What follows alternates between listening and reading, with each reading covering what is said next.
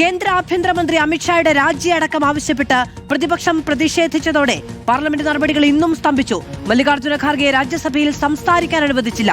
പ്രതിപക്ഷം സഭയെ അപമാനിക്കുന്നുവെന്ന് ശിവരാജ് സിംഗ് ചൌഹാൻ കുറ്റപ്പെടുത്തി. കേന്ദ്രമന്ത്രി ജിതേന്ദ്ര സിംഗിനെതിരെ പ്രതിപക്ഷം അവകാശ ലംഘനത്തിന് നോട്ടീസ് നൽകി. അയോധ്യ രാമക്ഷേത്രം കൊള്ളയിൽ പാർലമെന്റ് കവാടത്തിൽ പ്രതിപക്ഷം നാടകീയ പ്രതിഷേധം സംഘടിപ്പിച്ചു.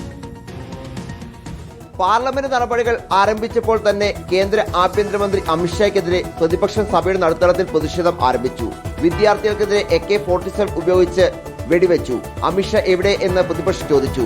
രാജ്യസഭാ പ്രതിപക്ഷ നേതാവ് മല്ലികാർജ്ജുൻ ഖാർഗെ സംസാരിക്കാൻ എഴുന്നേറ്റെങ്കിലും ചെയർമാൻ അനുമതി നൽകിയില്ല. हमने जो नोटिस दी उस नोटिस में क्या है, क्या नोटिस? वो बगैर नोटिस मेरी ये है, allegations relating to irregularities under which rule? land acquisition 267 में No 267 please, no 267 transaction. സഭാ നടപടികളിൽ പങ്കെടുക്കുന്ന എംപിമാരെ തടസ്സപ്പെടുത്തുകയാണ് പ്രതിപക്ഷം എന്ന് രാജ്യസഭാ ചെയർമാൻ CP രാധാകൃഷ്ണൻ വിമർശിച്ചു.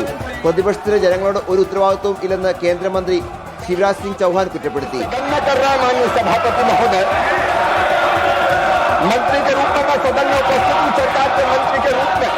പ്രതിപക്ഷ പ്രതിഷേധം കനത്തോടെ ഇരു സഭകളും നടപടികൾ പൂർത്തിയാക്കി പിരിഞ്ഞു. അയോധ്യ രാമക്ഷേത്ര കൊള്ളയിൽ സംഭാവന പെട്ടിയുമായി പ്രതിപക്ഷം വ്യത്യസ്ത പ്രതിഷേധം പാർലമെന്റ് കവാടത്തിൽ സംഘടിപ്പിച്ചു.